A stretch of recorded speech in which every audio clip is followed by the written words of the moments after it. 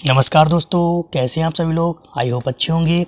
जैसा कि DElEd BTC second semester math, आज से मैं सेकंड सेमेस्टर की क्लास शुरू कर रहा हूं और आज लेसन 1 लेके आया हूं। और बहुत से बच्चों की मेरे पास कमेंट आई थी सर कि सेकंड सेमेस्टर की क्लास शुरू करिए, इसलिए आज से मैं सेकंड सेमेस्टर की क्लास स्टार्ट कर रहा हूं। और जो बच्चे सेकंड सेमेस्टर की तैयारी करना चाहते हैं वो हमारे चैनल से जुड़ सकते हैं। मैं फुल गारंटी दे रहा हूँ कि 25 में से 25 नंबर आपके पक्का आएंगे। बस मेरे जितने मैं लेसन करवाऊँ आप उतने कर लीजिए। और आज के जो लेसन है गारंटी दे रहा हूँ 5 चैप्टर में इसी टॉपिक से कंप्लीट कर दूंगा। आखिरी तक वीडियो देखना। आपके टोटल 12 लेसन हैं डीएलएड सेकंड सेमेस्टर में और 5 टॉपिक में आज ही इसी वीडियो में आपके कंप्लीट करा दूंगा। मात्र एक वीडियो में ही आपके 5 लेसन कंप्लीट करा दूंगा। बस वीडियो एंड तक देखना, मैं फुल गारंटी दे रहा हूँ। अगर समझ में ना आए तो आप कमेंट करना और वीडियो अच्छी लगे तो प्लीज़ सब्सक्राइब ज़रूर करना। चलिए, जैसा कि टाइप्स ऑफ नंबर आपको पता है कि नंबर जो होते हैं वो 5 प्रकार के होते हैं। कौन कौन से होते हैं? पहला नंबर होता है वो नेचुरल नंबर होता है, इसको बोलते हैं प्राकृतिक संख्या। दूसरा होता है होल नंबर, जिसको बोलते हैं पूर्ण संख्या। एक होता है इंटीजर्स नंबर, इसको बोलते हैं पूर्णांक संख्या। चौथा हो गया आपका रेशनल नंबर, इसको बोलते हैं आप परिमेय संख्या। और लास्ट हो गया आपका 5वां इरेशनल नंबर, इसको बोलते हैं आप परिमेय संख्या। अब पूर्णांक और पूर्ण, परिमेय, अपरिमेय, अप्राकृतिक, इनकी मैं डेफिनेशन भी आपको अभी बताऊंगा। बस आप इतना समझ लीजिए टाइप्स ऑफ नंबर जो होते हैं वो आपके 5 होते हैं। और होल नंबर में ही आपके टाइप होते हैं। कौन कौन से होते हैं वो भी देख लीजिए। होल नंबर में ही पूर्ण संख्या आता है, सम संख्याएं मतलब इवन नंबर, विषम संख्याएं मतलब ऑड नंबर, भाज्य संख्याएं मतलब कंपोजिट नंबर और अभाज्य संख्याएं मतलब प्राइम नंबर। तो ये होल नंबर में आपके बच्चों आते हैं types of number. I hope आपको समझ में आ गए होंगे। और कॉपी पेन लेके बैठिए, जैसे मैं नोट्स बनवा रहा हूँ आप ऐसे बना लीजिए। गारंटी दे रहा हूँ कभी दूसरे वीडियो आपको देखने की ज़रूरत नहीं पड़ेगी। इसी में आपको मैं सब कुछ सिखा दूंगा, बस लास्ट तक देखना। मैं फुल गारंटी दे रहा हूँ कभी भी इससे बाहर आपका क्वेश्चन बनेगा नहीं, और बनेगा तो आपसे कभी छूटेगा नहीं। चलिए आगे का देखते हैं आज। चलिए अब मैं डिस्क्रिप्टिव में बताता हूँ टाइप्स ऑफ नंबर। अभी तक मैंने आपको टाइप बता दिए, 5 टाइप्स होते हैं सारे नंबर। अब एक एक करके मैं सबकी जानकारी आपको देता हूँ। वीडियो में अंत तक बने रहना, मैं गारंटी दे रहा हूँ कि अगर अंत तक आप वीडियो देखेंगे तो आप बहुत कुछ सीख के जाएंगे। चलिए, जैसे पहला जो था हमारा वो था प्राकृतिक संख्या मतलब नेचुरल नंबर। नेचुरल नंबर क्या होते हैं? जैसे गिनती की संख्याओं को हम प्राकृतिक संख्या कहते हैं। जैसे कि 1 2 3 4 7 9 इनफाइनाइट, मतलब जो 1 से स्टार्ट होती है वही नेचुरल नंबर होती है। जैसे एक एग्जांपल मैं आपको देता हूँ। सपोज़ करिए क्लास में कुछ बच्चे बैठे हैं, मैं आपसे बोलूँ इनको गिन के बताइए कितने बच्चे, तो आप कैसे काउंट करेंगे? 1 2 से तो काउंट करेंगे, ऐसे थोड़ी 0 1 2। तो बस याद रखना बच्चों, काउंटिंग वाले जो नंबर होते हैं वो प्राकृतिक संख्याएँ होती हैं, ये तो आपको पता होगा। चलिए, अब इसमें एक क्वेश्चन पूछता है कि सबसे छोटी प्राकृतिक संख्या बताइए या पहली प्राकृतिक संख्या बताइए। तो याद रखना बच्चों, सबसे छोटी जो प्राकृतिक संख्या होती है वो क्या होती है? 1 होती है। क्या होती है बच्चों? 1। और प्राकृतिक संख्या भी यही होती है और सबसे छोटी पहली भी यही होती है और सबसे छोटी भी यही। अगर वो पूछे बड़ी, तो बड़ी आप इनफाइनाइट बोल दीजिए, ठीक है, क्योंकि बड़ी तो आप बहुत ज़्यादा हो जाएगी, आप फाइंड भी नहीं कर सकते। तो इसलिए बस छोटी पूछेगा। बस इस पेपर में छोटी पूछता है कि सबसे छोटी प्राकृतिक संख्या आप बताइए बस। चलिए आगे देखते हैं। दूसरा क्वेश्चन नंबर क्या कह रहा है? पूर्ण संख्या। पूर्ण संख्या क्या होते हैं? Whole number. जब हम शून्य को भी प्राकृतिक संख्याओं के साथ सम्मिलित कर लेते हैं तो प्राप्त संख्याएं पूर्ण संख्याएं कहलाती हैं। इसमें बस हमने 0 सम्मिलित कर लिया, मतलब 0 ऐड कर लिया।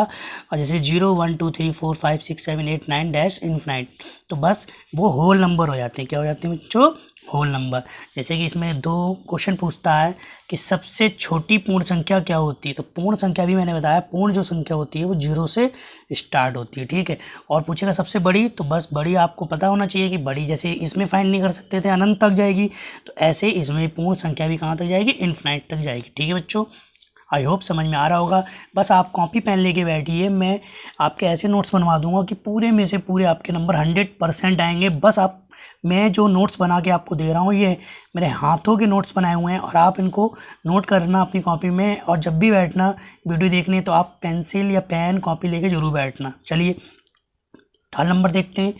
पूर्णांक संख्याएं क्या होती है, मतलब इंटीजर्स नंबर्स, ऐसा समुच्चय जो प्राकृतिक धन मतलब प्लस तथा ऋण मतलब माइनस संबंधित संख्याओं के साथ साथ शून्य को भी सम्मिलित कर ले, वो पूर्णांक संख्याओं का समुच्चय। समुच्चय को इंग्लिश में सेट बोलते हैं बच्चों, क्या बोलते हैं, सेट कहलाती हैं। जैसे कि मैंने यहाँ पे बहुत अच्छे से समझाया है सॉरी बच्चों।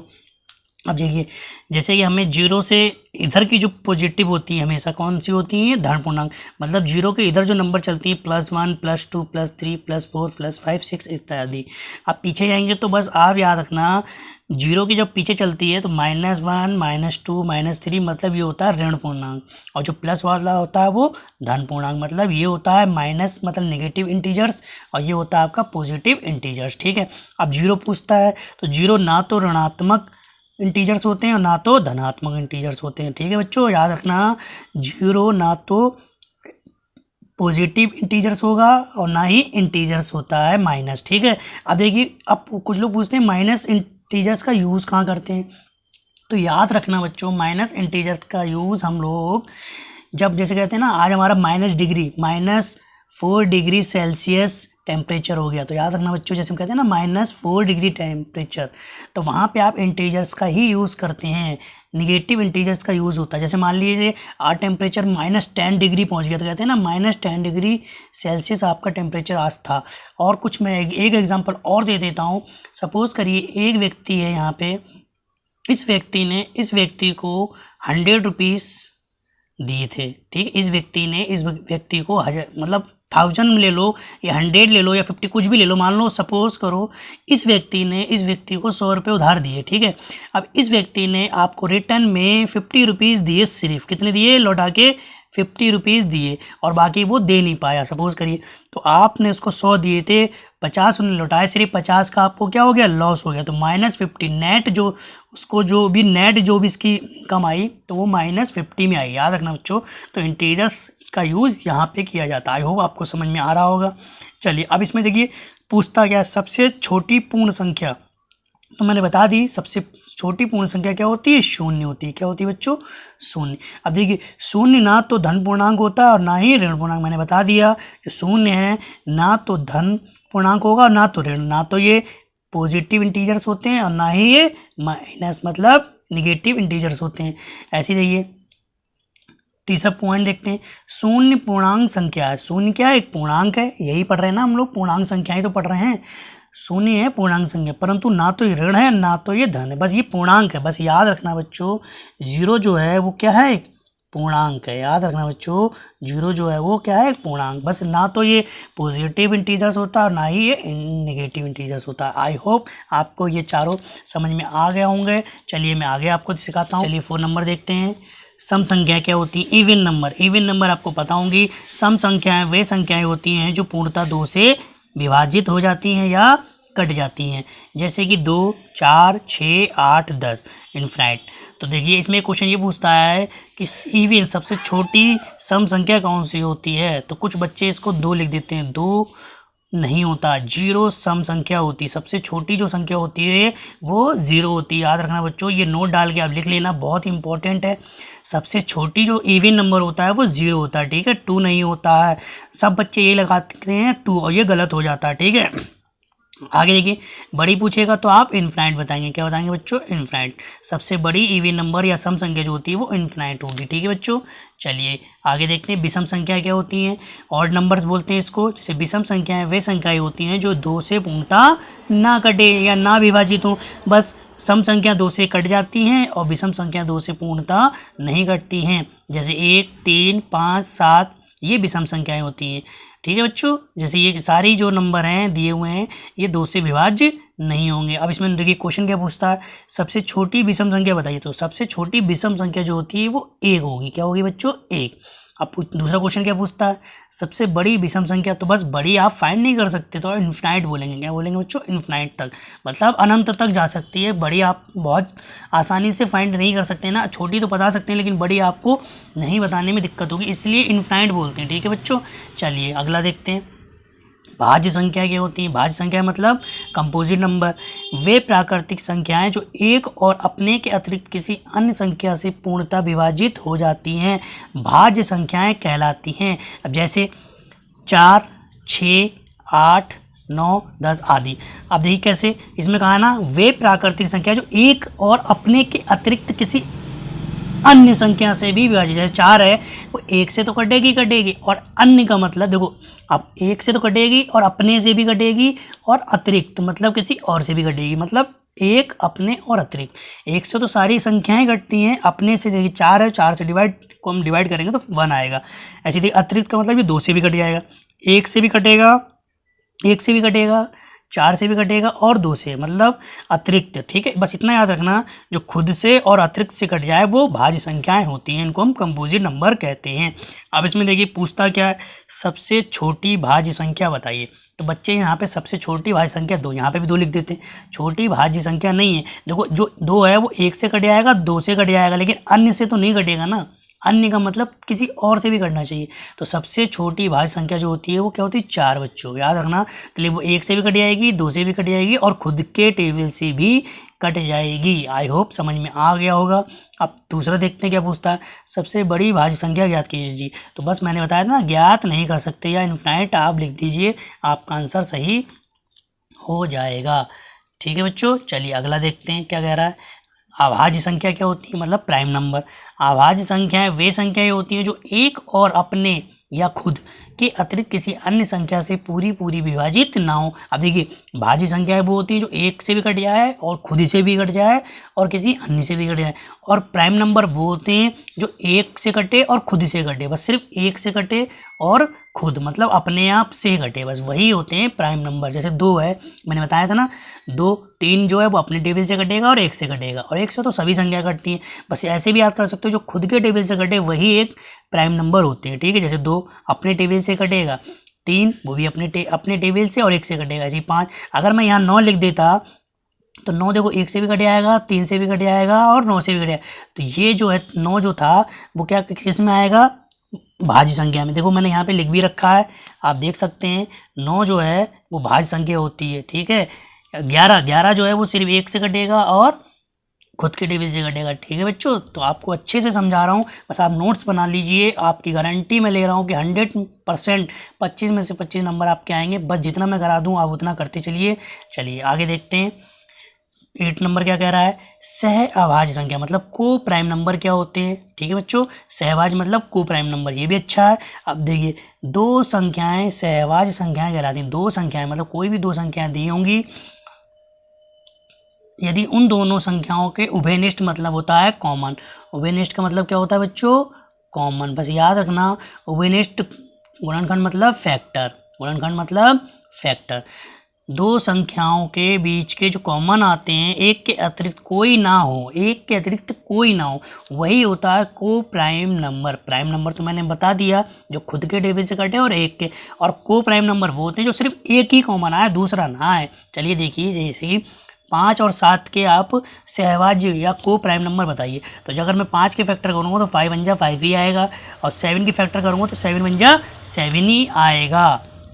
तो देखिए इसमें आपके कॉमन क्या आ रहा है, सिर्फ एक ही आ रहा है, इसके अलावा कोई नहीं आ रहा है। तो ये सहभाज्य संख्या होगी। क्या होगी, 5 और 7 क्या होती है, सहभाज्य संख्या, को प्राइम नंबर। ठीक है, वो किसी से नहीं कटेंगे। ऐसे 3 और 11 देख लीजिए, तो 3 एकम 3, 11 एकम 11। तो इसमें याद रखना बच्चों, देखिए एक ही कॉमन आ रहा है, एक के अलावा कोई कॉमन नहीं आ रहा है, तो ये भी सहभाज्य संख्या हो जाएगी, को प्राइम नंबर। अब देखिए नोट क्या है, इसमें क्या आ रहा है, संख्या एक ना तो भाज्य है और ना ही ये अभाज्य। एक जो होता है नंबर ना तो भाज्य संख्या कहलाती है और ना ही अभाज्य। भाज्य संख्या क्या होती है, जो एक से कटे और किसी और से भी कटे और खुद से भी कटे, और अभाज्य संख्या वो होती हैं जो एक से कटे और खुद से। तो देखो एक ना तो खुद से तो कट जाएगी लेकिन दूसरे से नहीं कटेगी।